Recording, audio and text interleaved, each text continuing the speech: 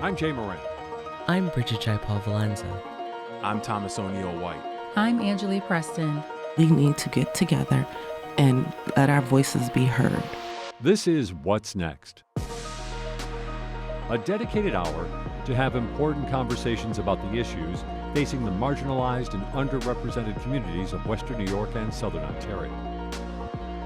We're going to have some real healing. We've got to have space to tell some uncomfortable truth.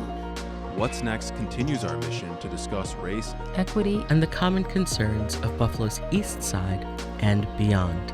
In the suburban area, everywhere, we must work and teach our children. All right. It's been a while since we did this. I know. Like we did this a couple years ago. All right. You're listening to What's Next. I'm host Thomas O'Neill White, and joining me today is Daniel Robertson of Say Yes Buffalo, the director of the Boys and Young Men of Color Initiative and Mentoring Program. Daniel, thank you for being on with us. Man, it's great to be back here with you again, man. Absolutely. Let's talk about this new role. You're taking over for Tommy McClam as director for Boys and Young Men of Color Initiative. Some pretty big shoes to fill. Definitely huge. Big shout out to Tommy McClam, my guy. Actually called me and sent me the voicemail today, so I'm waiting for a call back. But, man, I've been about almost 6 months now in the role. It doesn't really feel any different than, what the work was before, because we've been at this now for 5-6 years, and the goal initially when I came in was for, if I wanted to move into this role of leadership as a director of our Boys and Men of Color Initiative, it would be there for me. And we kind of attacked the work with that framework and that kind of state of mind from the beginning. So Tommy's been training me up for this for years, so it didn't really feel like a major lift, just a little bit more responsibility. Right. So what advice did he leave you with? Any words of encouragement? I know you guys, when I first met you guys, it was can't have one without the other. Right. What was some advice he gave to you? Really just, man, keep my head down, do the work. One of the things that he's always said to me that I carry with me daily is just never get to a point where you start to smell your own press, right? Stay humble in the work, and just remember that at the end of the day, the work is really about trying to prepare these young men to be better leaders, to be men in the community, to be the future mentors that we know that the young people that are coming behind them are going to need. So it's really just, staying grounded in the work and keeping the main thing. What does community mean to you? For me, it's right now in this day and age that we're in, it's about bringing back the community that we used to have. So you always hear that term, it takes a village. Right. And it seems like over the years that village has become less of a village. So it's really about kind of repairing and reconnecting the disconnect that appears we have between school, community, and home, right? So, bringing those bridges back together so that our community can truly thrive in the manner that it once was, especially when you talk about, everything that's going on and taking place on the east side of Buffalo.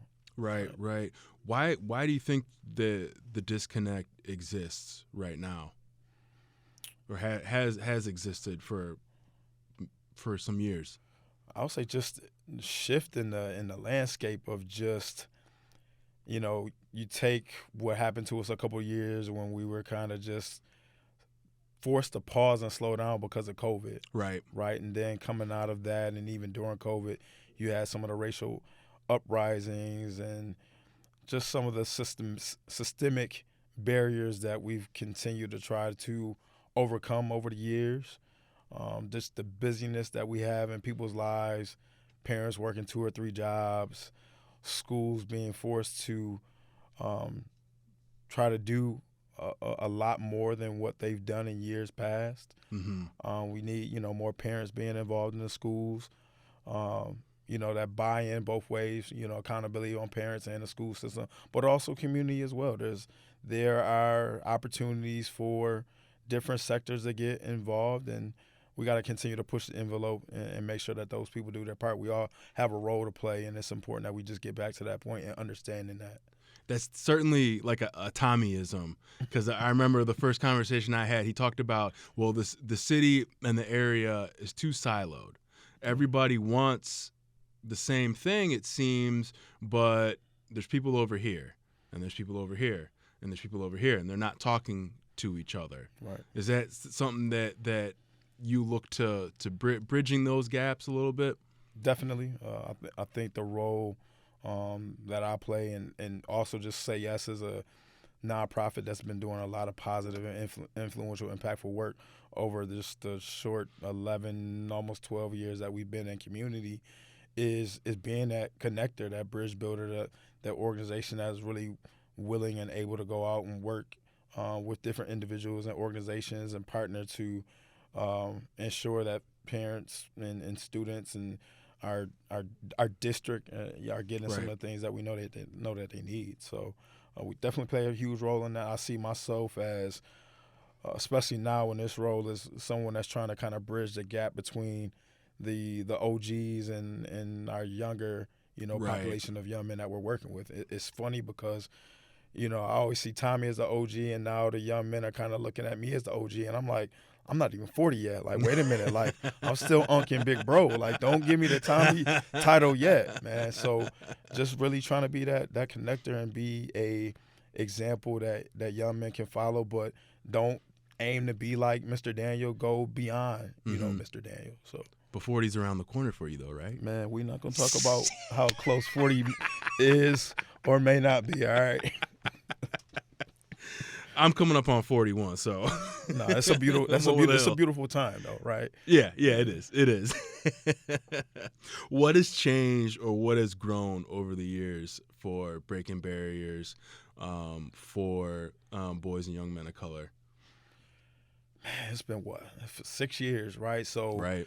To think about where we started when, in a room with young people and some of the elders and kind of older gentlemen, more seasoned gentlemen that are a part of our community, and sitting in the room and saying that we're going to build this program from scratch, from what the colors and the logo are to where we meet, how often we meet, to what are these programmatic elements going to look like, and have young voices in the room actually doing that. It's rare that you see that. So to see where we are now, a couple graduating classes, embarking on a couple different initiatives.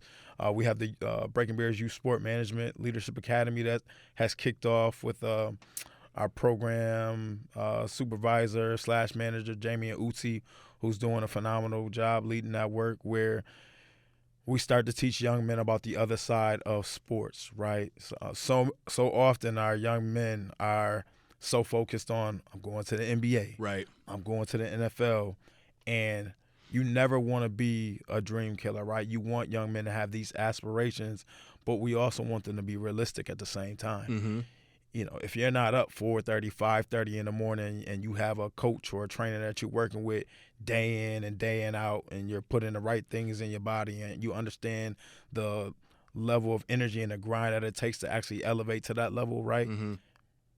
Chances are you won't ascend to that level. Maybe you'll make it and be a college ball player, play D1, D2, right. D3, but there's a plethora of other opportunities involved in sports. Yeah, within that sports framework, there's so much to do. Exactly. We use LeBron as an example, right? Now, I love everything that LeBron does off the court. Not the biggest fan of him on the court. You know what? Charles should be interviewing you right now. Yeah, because Kobe was my guy. Charles knows that. Kobe was definitely my guy, still is my guy.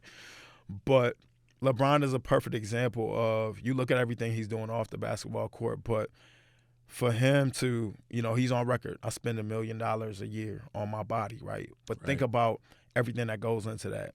You probably have a nutritionist, a chef, and they're not the same thing, although they could have both of those skill sets, right? Right. You might have a physical therapist. You may have a physical trainer. You may have, people that are monitoring just, I don't know, certain things. You could even have a psychologist. Right, a psychologist. You have a number of people that are looking at you from a mind, body, spirit, just physical, everything. Right. you look at Rich Paul, right? Mm-hmm. Just put out a book, agent, several different clients.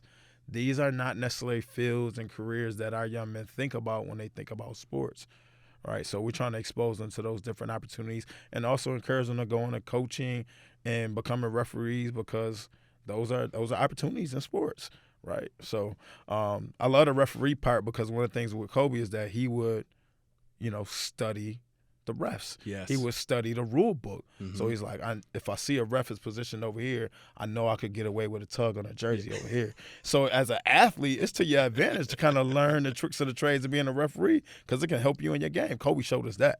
Absolutely. Absolutely.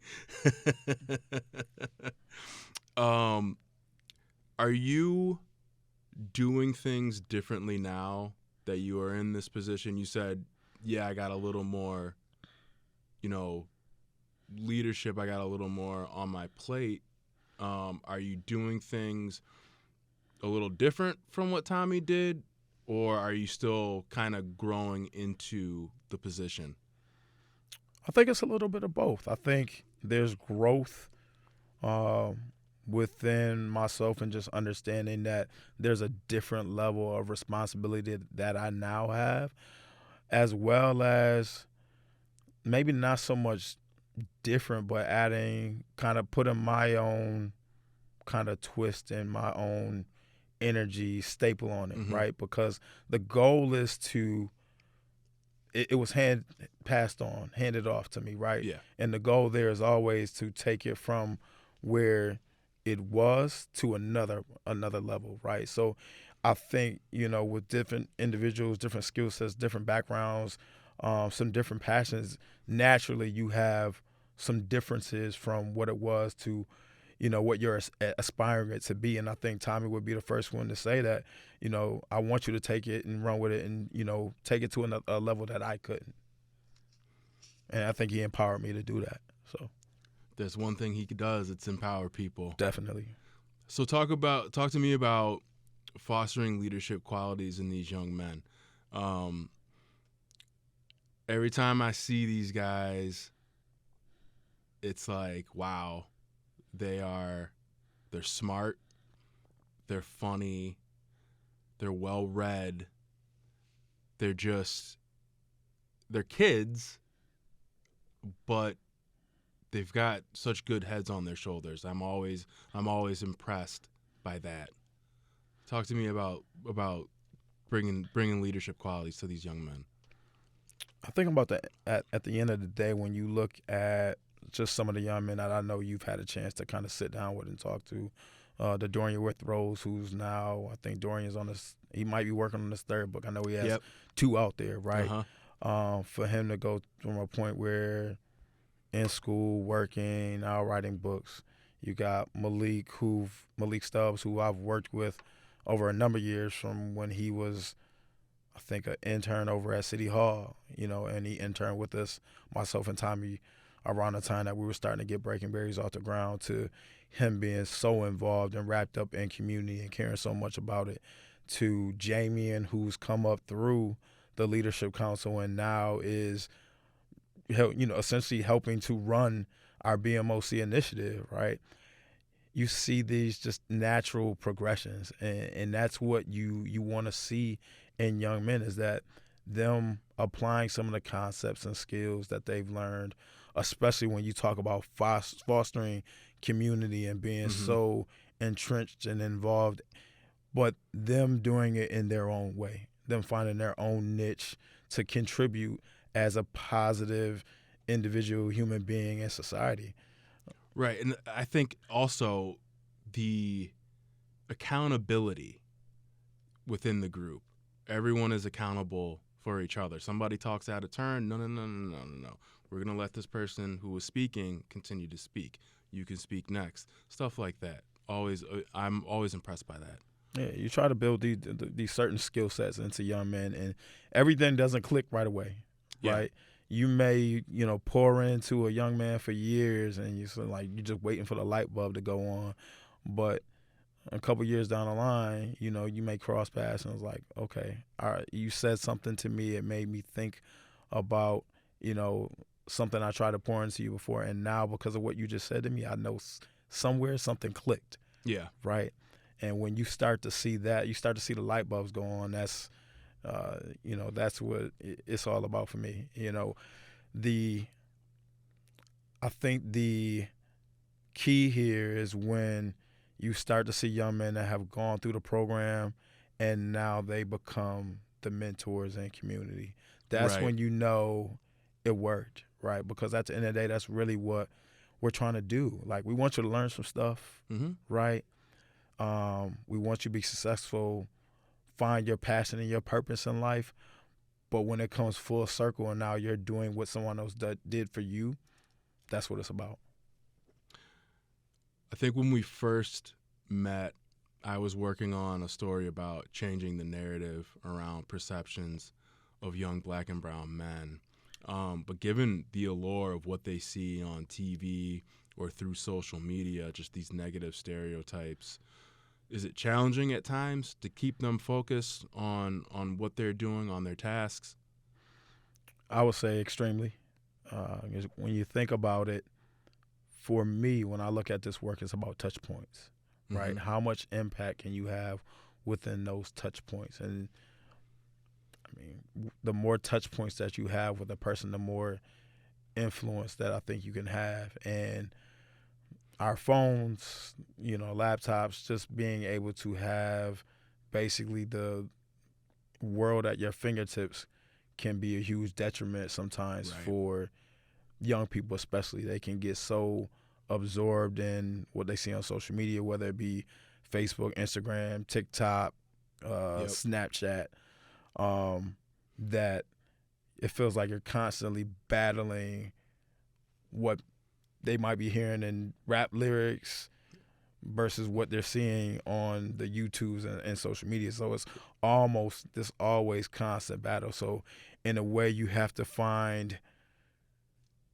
that niche between utilizing the devices and avenues in which they communicate to communicate on their level and get your messaging in there at the same time. Yeah, it's a far cry from how we grew up, where it was just like God. BET and MTV. That's what you got, and that was it. Yeah. Talk to me about your Barbershop Talk series. What's the focus of the series? So the Barbershop Talk series kind of has evolved out of the work that myself and Antoine Johnson over at Buffalo Perinatal Prenatal Network have been doing over the course of a couple of years together. So the Breaking Beers Retreat, we've collabed on those, and we had an opportunity to put in a proposal for a grant through the Office of Mental Health and their Reimagine I Am a Change. Is this through the county? Office of Mental Health, so state, federal dollars, right? And this is kind of like a non-traditional approach to mental health. So really something that's kind of unprecedented. Big shout out to Dr. Jennifer Lewis Johnson, who's spearheading that effort here in Buffalo, New York, and allowing us kind of the flexibility to do some things that are a little bit out of the box. So the premise of the Barbershop Talk series and our mental health wellness initiative in general is to create these brave and safe spaces for men to come together, build, bond, connect around the topic of mental health, right? So the Barbershop Talk series is just that. We decided that, hey, let's get in contact with some barbershop owners and say, hey, we want to bring these types of conversations into your barbershop. And I think you can attest to this. The barbershop is a place where we normally would just come together, connect, and just talk the talk anyway, and really kind of serves as a community space for mentorship, right? So, I mean, we have conversations in barbershop. Why not bring this into that arena as well in regards to mental health? And it's something that's important, especially when you talk about black and brown boys. Right. So the focus of the series is mental health. Now, do you, from episode to episode, is it like different facets of mental health? Talk to me about the last one you did. So the last one we actually talked about, the premise was really, what are some things that you all, men in this space, are doing to ensure that you're in a good space mentally, right? So we talked about everything from exercise to yoga to meditation to making sure that you're putting the right foods in your body, making sure that you're getting enough sleep, making sure that you have a go-to person, a mentor, somebody that you can talk to. And if it rises to a level above that, that you seriously think and consider seeking some help from a mental health professional, someone that can help you kind of just navigate all the things that comes with life, especially when you talk about being a black man, right? Growing up in Buffalo, growing up in America, and everything that we oftentimes have on our shoulders that we just don't open up and talk about. And the week before that, we talked about depression, and we talked about stress, right? And where those things tend to manifest themselves and come from, and how you go about dealing with those things. Lively conversations? Oh, definitely, man. It's grown. We just finished up the third session. It's grown each week. It's just building momentum. It's to the point now where people are kind of like, can you guys continue this? Mm-hmm. And I think that's something that we're going to explore, maybe not, on a week-to-week basis, but maybe, twice a month, maybe once a month, just in these spaces where men can come together. And it's lovely when you see men in a space being open and vulnerable, talking about things that are impacting them.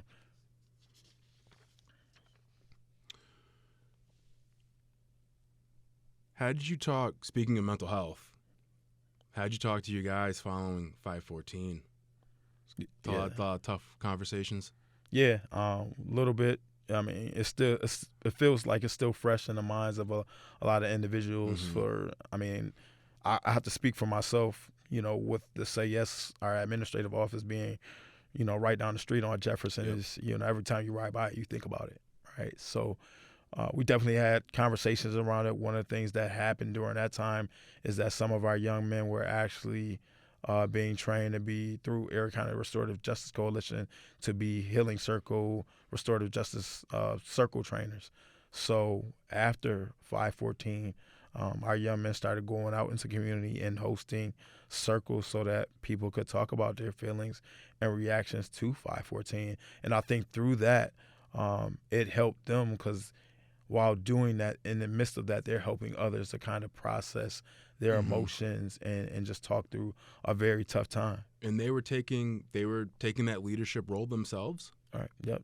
Definitely taking that leadership role. It was something that anytime we have an inkling or an idea, we'll sit down and, talk about it with the young men, and they were excited about it. Several of them signed up. They took it and ran with it. But the beautiful thing about that is now they have a skill set that they can use mm-hmm. and potentially, generate your own income from it. That's one of the things within Breaking Barriers. We're always trying to teach those young men to find those legal hustles, as Tommy would say.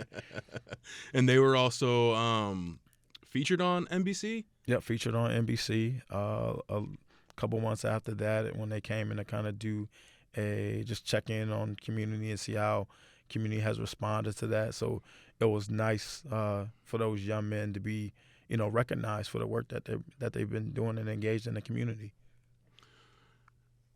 Where do you see Boys and Young Men of Color, the initiative, in the next 5 to 10 years? Well, as Tommy would say, if Daniel's still here doing this in 5 to 10 years, then I haven't done my job, because I'm now tasked with ensuring that, mm-hmm. I pour into, mm-hmm. A young person that may want to take this and run with it after, I'll get to that point where it's time to kind of not so much, it won't be hanging it up for me like Tommy did. It'll be transitioning into whatever that next thing is for me, right? So that would be one of the major goals that I would have ahead of me, is exactly what Tommy did for me, is doing it for somebody else. The other thing is that while I'm in this role and have this opportunity, is to build and expand Breaking Barriers, right? One of our key goals this year and next year is to expand into the Buffalo Public Schools and be working with more administrators and students in some of the school buildings that we just know could benefit from, this initiative, along with the My Brother's Keeper work that they're already doing in the schools. Now, what would that look like if you're coming into the schools and work? Is that like an after-school program? Is that like a Saturday morning kind of thing? So right now, we're in the school buildings on Saturdays due to the partnership with the community schools, Mm-hmm. right? So we operate on the Saturdays that they host at Bennett. We also have a partnership with one of the charter schools, and we're working at one of the Buffalo Public Schools. And what that looks like is we come in during the school day and we run session. So we run the young men through our 30-lesson curriculum that was developed by Dr. Fatima Morale over at Buffalo Public Schools. Mm-hmm. But the curriculum, the topics, the input all came from the young men. So we sat down with them years ago. What do you guys want to? What should we talk about? What do you guys want to learn about? What interests you all? They gave us some topics. We started to build out the curriculum, and now that's what we utilize when we go into the school buildings, along with, if there's something current that's going on in the world that's impacting our community, we bring that into the mix as well. What are some of the topics that were originally brought up? So one of the big ones is, and we always tend to lead with this is always probably within the first 2 to 3 sessions, it's talking about passion and purpose, Mm-hmm. right? Because once a young man kind of understands what they like, what they love, those things that make them kind of tick, the things that you may think about that keep you up at night in a good way, you start to unlock what that passion is, right? And then that helps to define what your purpose is in life. So we find that we like to kind of have that conversation along with helping young men to understand who they are as a person and what they bring to the world, right? So those are always influential when you start to have those initial conversations. You sit down and just building relationships with young men. What's next for you and the Boys and Young Men of Color Initiative heading into the new year? New year, again, expansion, building, breaking barriers up, continuing to expand into more schools, building up a team, because right now we are a team of 2, myself and Jamian, and before it was myself and Tommy and those collection of young men. So Mm-hmm. continuing to build out the team so that we can have a broader impact, continuing to uplift the voices of young men through our podcast, the Breaking Barriers podcast, continuing to push on issues that tend to impact boys and men of color in a negative way, continuing to build and establish partnerships. I love the partnership that we have with Antoine Johnson and Buffalo Prenatal. We have a couple different initiatives that are rolled into that, the work that we're doing with Office of Mental Health, so spearheading that work. Talk to me about the fitness boot camp. So big shout out to Gentino Copeland over at G Cope Fitness. He will be leading our young men within Breaking Barriers and also men from community through some boot camp workout sessions that there's a direct line between your mental health and physical health, right? I know when I get up in the morning, if I get up at 5 o'clock, 5:30 in the morning, and I go to the gym, my days are so much smoother, right? Because it feels good when you come from the gym. You're just ready to take on the day. So I'm more of a nighttime workout guy. I kudos to you, because going to the gym after work is it's like sardines packed in tin can, man. It's hard because there's so many people in the gym. Right. I like to get in, get out, do some supersets, move from machine to machine. I don't like to wait. But yeah, it puts me in a very good space when I have some physical exercise and activity, right? So around the physical aspect, Gentino also, he has some young men that he works with and speaks life into. So we're gonna get some of that too. There's gonna be and it's limited. We have 40 slots per session. There's gonna be 4 sessions. I'll make sure I get the information over to you. But we got 4 dates set aside for that. We are in the process of trying to put together a winter 1-day retreat out at Holiday Valley, so the young men, fathers, sons will get a chance to go do some snow tubing and skiing out at Holiday Valley, kind of introduction into some physical activity in a sport that men of color don't typically engage in, right? Yep. But also have fun in the snow. During the wintertime, you can be cooped up in the house, and that can cause folk to kind of be down and depressed, and as they used to say, kind of isolated, right? So we want to kind of get away from that and engage in just things that, one, expose men to stuff that we just typically don't do. But like I said before, create these spaces where we can come together, build bond naturally, right? And you see relationships come out of that. You're seeing it with the barbershop talks already. There was a young man who was mentioned Tuesday that he was just struggling with some things. And I won't share what those things are, but really struggling, right? But for him to be open in a space where he doesn't know this room full of men, right? That's what it's about. Yeah. And to see men come over to that young man and say, hey, if you need someone to talk to, give me a call. Here's my business card. You want to see those types of things. So through this initiative, we're creating those opportunities for men to do that. So lots more. There's a summit that we're planning for January around mental health and increasing awareness around mentoring. That's going to be really, really fun. Excited for that. And we're also engaging in a men's empowerment summit that the city of Buffalo is going to be leading. That's going to take place March 9th at Northland. So lots going on, man, and all positive stuff. So super excited. Can be a little stressful at times, but, this is what we signed up for. Onwards and upwards, right? Onward and upward, baby. Yes. This is What's Next. I want to thank my guest today, Daniel Robertson, the director of the Boys and Young Men of Color Initiative at Say Yes Buffalo. Daniel, thank you for being on with us today. It was a pleasure to catch back up with you, man. I look forward to us reconnecting, staying connected, and doing more of this, man. Absolutely. It's been fun. Absolutely. Thanks, man. More What's Next to come after this brief message.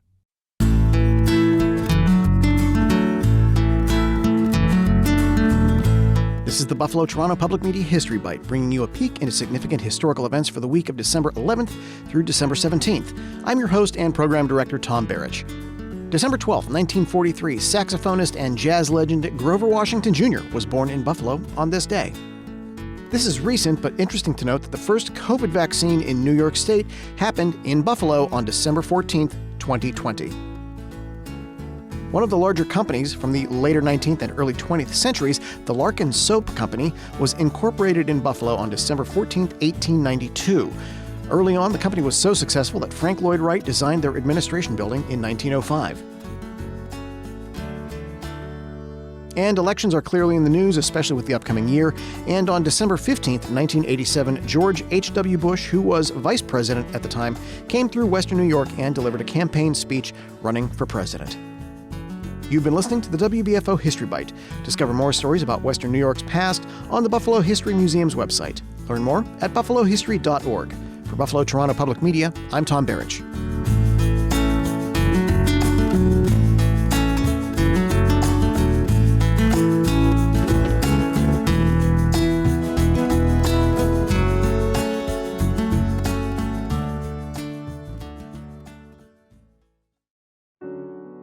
Hear the heartwarming tale, It's a Wonderful Life, performed as a radio play by the Niagara University Theatre Department and presented by WBFO, your NPR station. Hear the story of George Bailey, who gives up on his personal dreams to help others in his community.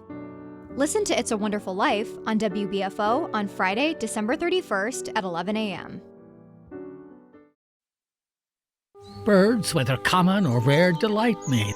That's what our new Now We're Birding and Enjoying Nature Club is all about. Oh yes, and the best is being with people who are also interested in wildflowers, animals, and of course birds. Come along with us, won't you, Peter Hall and me, Stratton Rawson, as we lead monthly excursions to Tift or Rhinestone Woods Nature Preserves. To sign up, go to WNED.org/birding. Hey, is this thing on? Test, 1, 2. Sounds great. Let's go. The podcast world is overflowing with more than 750,000 podcasts to choose from. But for great local podcasts, you can now go to one place, the new Amplify BTPM Pods app. Here you can discover content produced in Western New York and Southern Ontario, our own backyard. With a wide variety of genres to choose from, there is something for everyone. Listen to the best independently produced podcasts in the region, anywhere, anytime. Download the free Amplify BTPM Pods app wherever you get your apps and begin exploring your local podcast community now. Did you know that WNED PBS is always working on great new local shows for you to watch? Documentaries like Kleinhand's Gift to Buffalo, which tells the story of Buffalo's music hall. The hall is very intimate, and that intimacy makes everyone who comes in here feel a part of our family. Fun and educational series like Compact Science. Believe it or not, peppers are technically fruits. And Shakespeare's greatest hits, featuring some of his best-known soliloquies and monologues. We are such stuff as dreams are made of. You can watch them all on our website at wned.org/local shows. While you're there, check out the show pages and mini websites for additional content such as bonus features, photo galleries, and lesson plans. Find it all at wned.org/local shows. You're listening to What's Next, our place to discuss the important issues of our communities of Western New York and Southern Ontario. We want to hear from you. Click on the Talk to Us option in the WBFO app, and we will work to get your questions or comments on the air. Do you have a story or concern that we should be addressing? Email us using whatsnext@wbfo.org. Together we'll have the conversations that are needed. This is WBFO, your NPR station. Our guest on What's Next is Dean Seneca, CEO of Seneca Scientific Solutions. Dean Seneca's scientific expertise is varied, to say the least. A trained epidemiologist, he worked in Africa at the height of the Ebola epidemic. His educational background includes urban planning and architecture. But his main focus now is helping tribal communities as they work to improve health outcomes. This is the first part of a longer conversation we had with Dean Seneca. We'll be airing the rest of that talk in the near future. Dean Seneca, thanks for joining us. Thanks for having me. You know, Dean, your experience as an epidemiologist, as also you're involved in city planning, you've got all sorts of really fascinating experience. But, you know, one of the reasons I know that we wanted to get you in here is also the understanding that you're in the work that you're doing and understanding the addiction issue, crisis that's impacting. Obviously, it's widespread in society, but in your case, you're taking a look at how it's impacting Native populations. Let's maybe just start with a general question. What don't we understand about how it's impacting Native populations? I think, well, the big misunderstanding is that, these addictions that we're seeing is really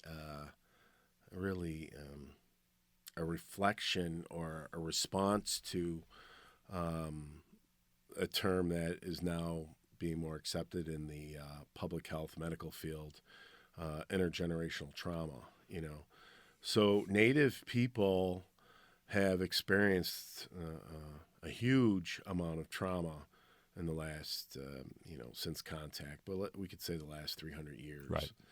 And, through contact, through treaty making, through removal policy, through reservation policies, through the boarding schools where, our people are children were taken from their parents and put into these, let's just call them what they are, militarized concentration camps. Right. For Native people. This is where a lot of ethnic cleansing actually happened. And, this is where people were made to be ashamed of themselves, and this is where really a lot of colonialism got its deep claws on our Native populations, right? And just to, in the words of Richard Pratt, General Richard Pratt, to kill the Indian and save the man, right? So, through this, that's another era where there's a ton of trauma inflicted on Native people. And we can go to 1934 Reorganization Act, where the government kind of said, hey, man, we really have messed up Indian country, and man, problems are so bad we don't even know what to do about it. Right before that was the Dawes Act, in which tribal people really lost 3/4 of our land base. And then you could go to, relocation and the termination policies, literally, which went all the way up to 1968. So you think about it, in our lifetime, it was the policy of the U.S. government to terminate Indians. You're no longer Indian.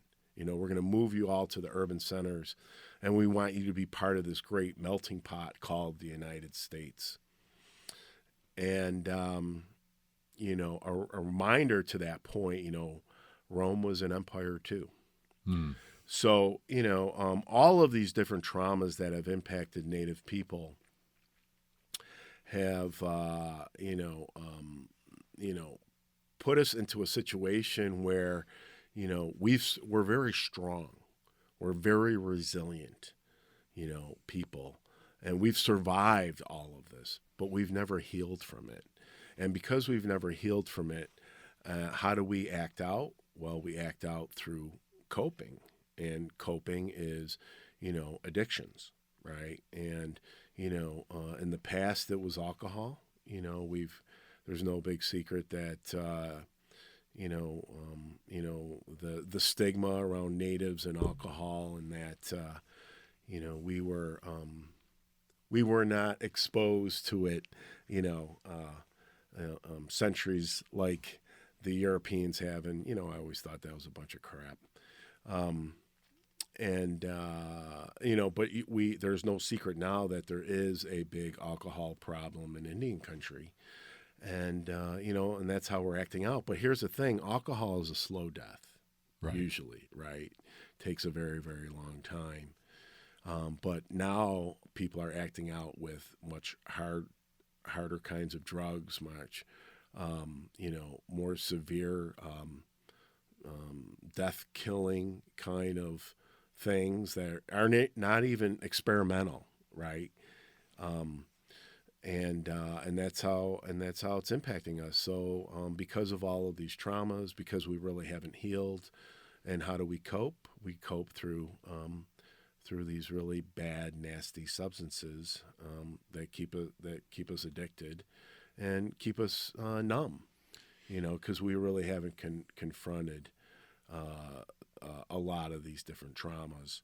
But I'm working to really try to address that, where we can have conversations, where we can bring our community together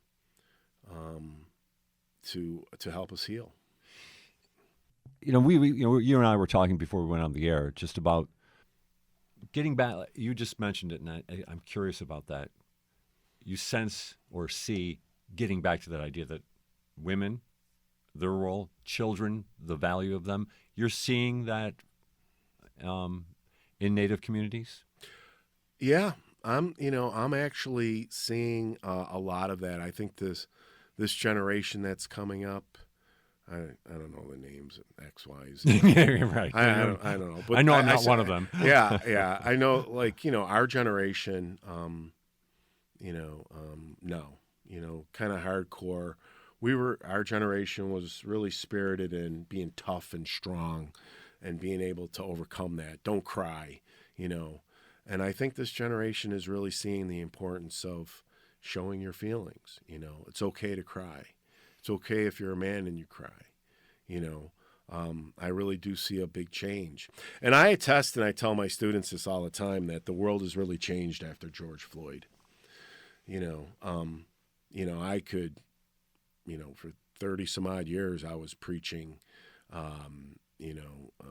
American Indian sovereignty, health, goodwill, but and no one would listen.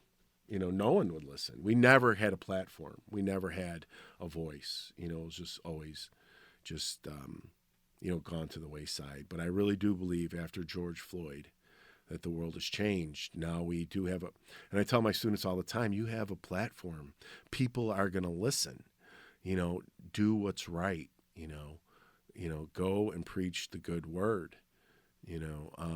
Advocate strongly for equity and equality, and embrace our differences and diversity, because that's what really makes us strong. And one of the things we haven't mentioned, but you're just alluding to it, is that you do teach at the University of Buffalo as well, besides the work that you're doing with the University of Rochester. Mm-hmm. Are you seeing that? Because I'm assuming that you have a general population of students. Are they embracing an understanding of what life is like for a Native population? Yes. First off, when I tell them that, I want to say that, I don't think they really understand what I mean. Like, oh, you have a platform, you have a voice. I don't think they really understand the whole change that has happened after George Floyd, right? But, in the class that I teach, well, at both UB and the University of Rochester, I really do teach American history from an indigenous perspective, right? And when I start to pull out and discuss like these events, boarding schools, for example, my students are outraged that they didn't know this. They're outraged. How come we didn't learn this stuff in high school? And they're like really, really upset. And by the end of the semester, I usually have about 30 students who all want to work for me. I can see that. Because they're like, I got to be part of this change. I got to be part of making it better for Native people throughout the country,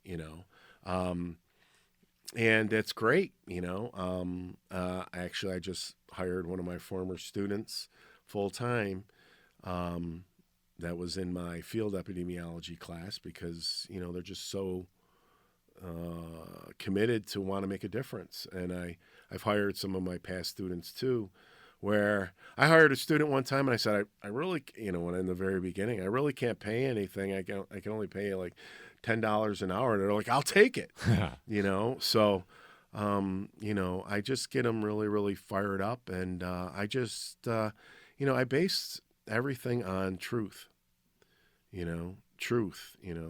really look at what happened, and, truth is hard to tell when history is wrote by the conqueror, right? I don't like to say that we were conquered because we're still here. Right.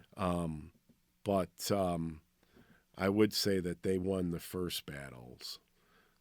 We're yet to come back. And we're going to rise above this. But I really do feel that, Native people are going to do it with a sense of tradition, not with a sense of revenge, I do feel strong that we're going to get our voices heard, and we're slowly doing that. We're slowly doing that. I like to always ask guests, a frequent question is, are you hopeful? I think you just kind of answered that. I want to ask you this, and this is, though your focus right now, a lot of it is on, helping Native populations, helping your community. We've had some conversations. We had a conversation with a local professor who wrote a book on the Thomas School. He also wrote another book about the American Indian as well.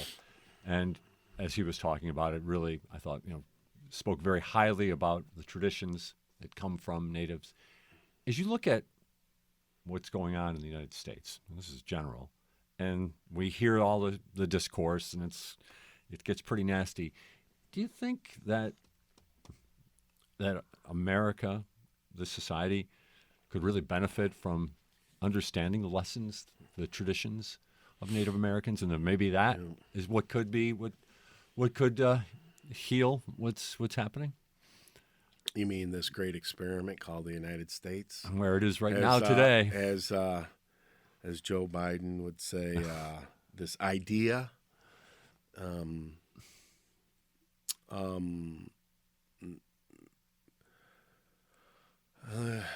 Man, I really do think that we're at a place where we have to really look at what has happened in the past. so it's not repeated in the future. I don't really think that we have many parts of the country that don't really accept or trying to rewrite what has happened in the past, you know.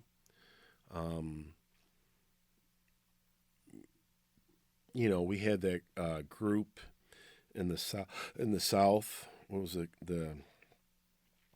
The Women's Confederacy that tried to rewrite the South's history and trying to glorify slavery. Right. And that doesn't help. That didn't help anything. Really, it just exasperated hard feelings and just drew a light to that. I really do think that good, bad, or indifferent, regardless of what race you are, I think we need, people need to acknowledge the wrongs that have happened, and if they were at the hands of a certain group, well, they need to be acknowledged, because we're not going to move forward as a country and heal until we do that. We're going to still have this contention. We're going to have this bipolar opposites that exist today. We're going to have all of this contention until we could all come together and say, okay, yes, this was done at the hands of this group, and we all acknowledge it. It should be taught in our high schools, because that's the only way we're going to heal. And my clear-cut example that I've seen in my lifetime is this.